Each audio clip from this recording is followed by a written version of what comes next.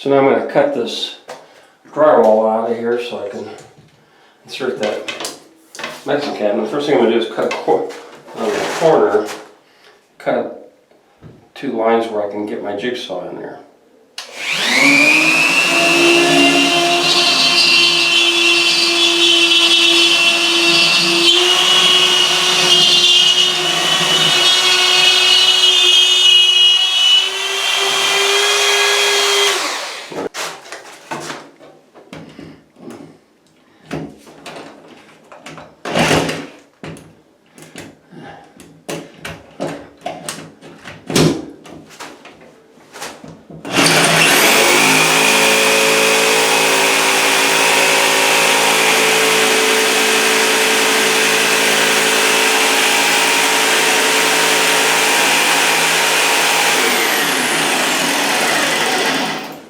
So I cut about 1 foot of that drywall, and I hit this vertical stud that's in the center of this area I'm going to cut out. So I'll cut the other lines and pull the drywall out.